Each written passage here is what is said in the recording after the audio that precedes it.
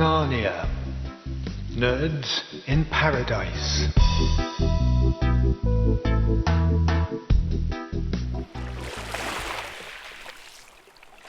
One early morning, on Little Island, just off the coast of Banania, Louis Lafitte, local businessman and descendant of the infamous pirate Pegleg Pete Lafitte, paced up and down on his veranda, overlooking a pristine beach. The fact that the beach had notices warning that it was mined and was watched over by a large number of heavily armed guards didn't seem to bother him at all. What did concern him, though, were reports about Digibeet, a start-up company from Amsterdam, which had been shrouded in mystery ever since its arrival on Banania, in the middle of the night some months before.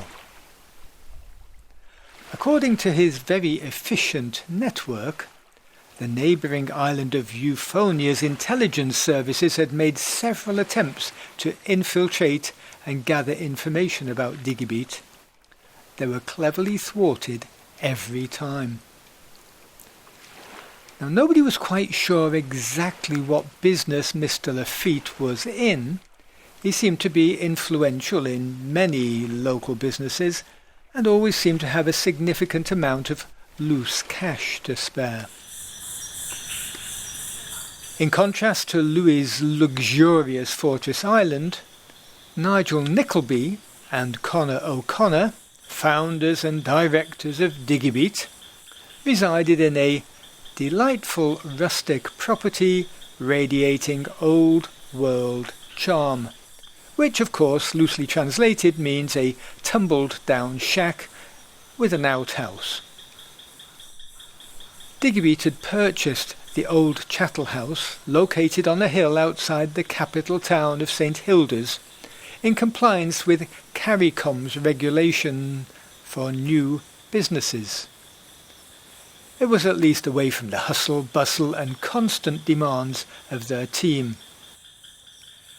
Well, along with a piece of real estate property, the company were also obliged to buy a suitable mode of transportation with which to transport the Digibeet team. The only vehicle available for sale, in fact, was a very decrepit old minibus.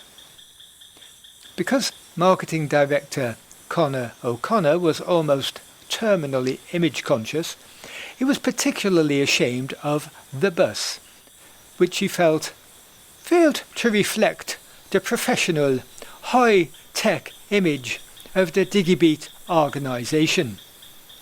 He insisted, therefore, that when at home they park the bus hidden behind some scrub bushes out of sight of the passing populace.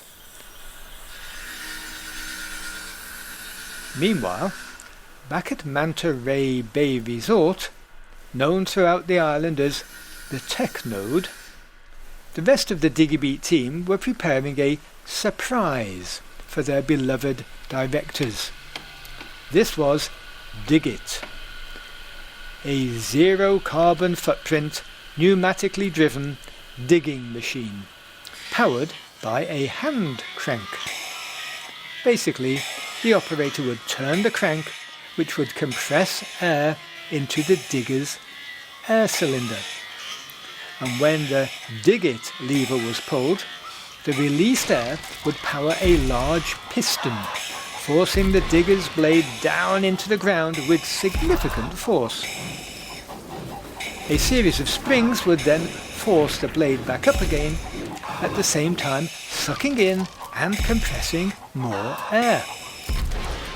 The team were obliged to develop this when their bosses were away, because the amount of noise the digger produced, reminiscent of a vintage steam locomotive crashing into a vintage henhouse, would simply not have been allowed at the Tech Node.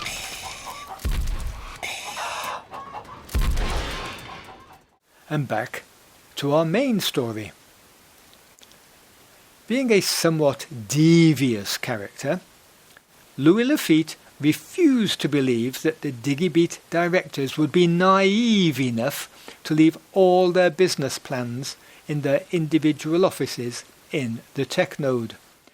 He was certain that they would keep their top secret plans near to their persons. So in order to find out exactly what the company were doing on the island and what their latest plans were, Louis cunningly concocted a plan to lure the directors away from their little chattel house so that he could send in one of his people to search it. To accomplish this, he sent them an elaborate invitation, advising them that they would discover something to their advantage if they would drive up to Mount Mungo, the local volcano, on a particular day at 12 noon exactly.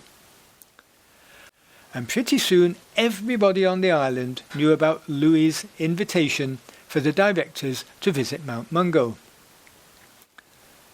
And needless to say, the ever-vigilant Euphonian Intelligence and Educational Involvement Organisation, the EIEIO, Secret Service of Banania's naughty neighbouring island, quickly became aware of the invitation too. And never known to let an opportunity pass, they wickedly decided to make use of the occasion to rid themselves once and for all of the threat of what they suspected to be Banania's high-tech weapons establishment. Their idea was to sabotage the Digibeet bus, so that the two directors, Nigel Nickleby and Connor O'Connor, would become stranded in the wild woods, the jungle surrounding Mount Mungo, never to return again. And to accomplish this, the naughty Euphonians sent in none other than Doris Dutherby,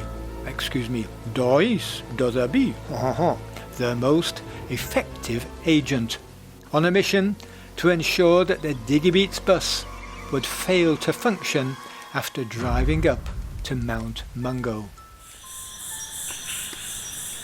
The designated morning found devious Doris creeping stealthily through the undergrowth, then sliding silently under the bus.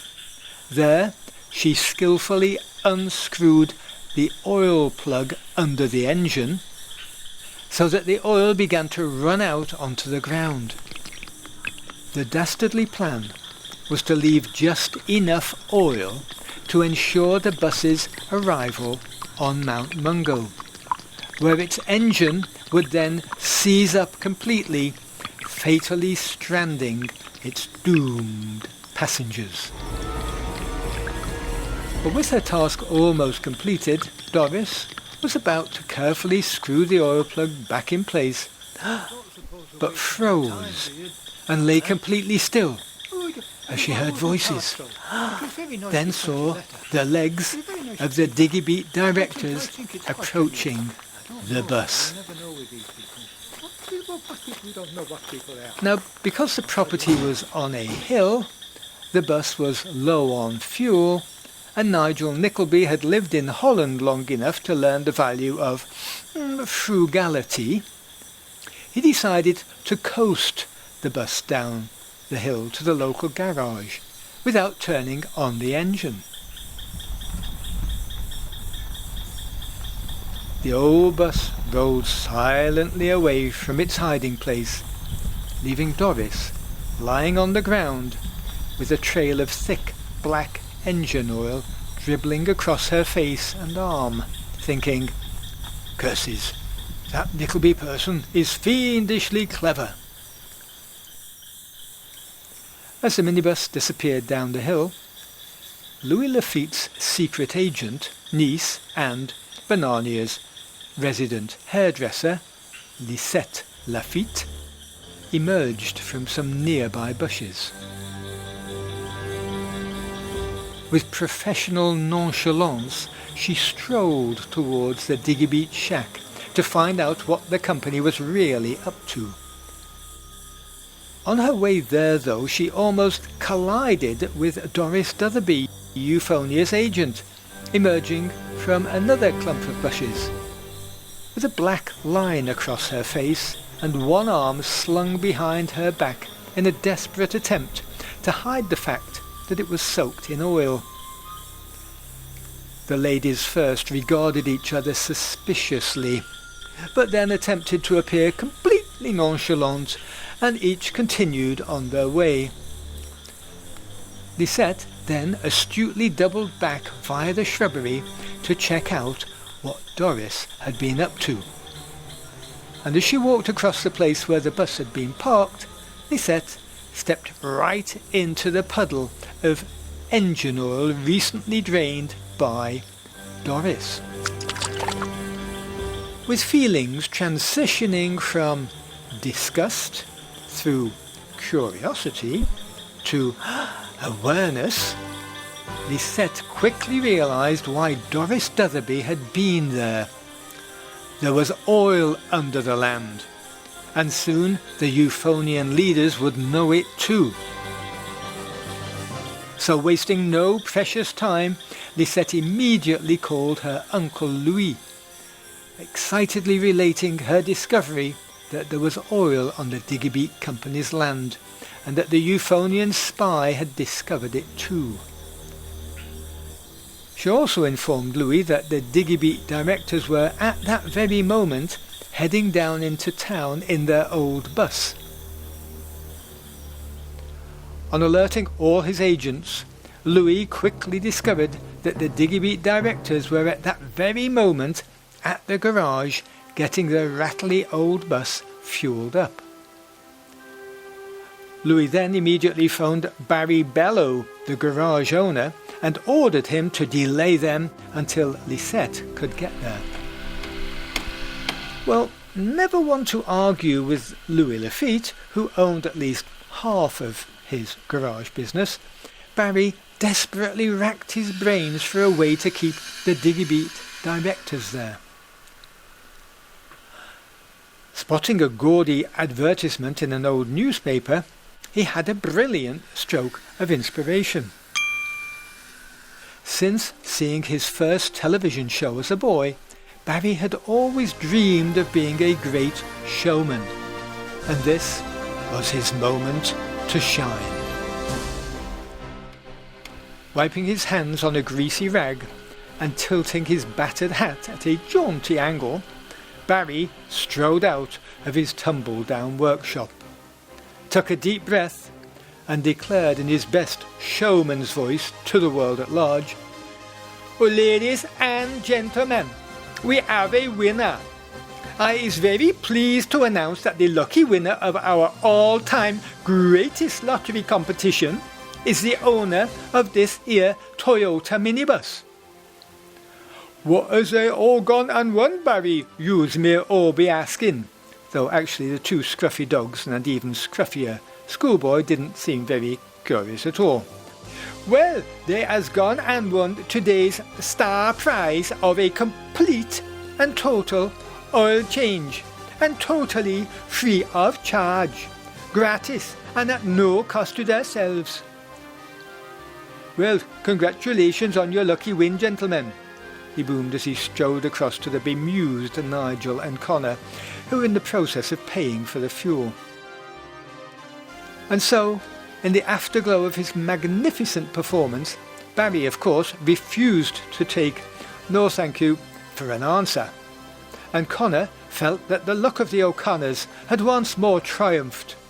So there they were, hanging around the ancient garage, waiting for what turned out to be a very time-consuming oil change.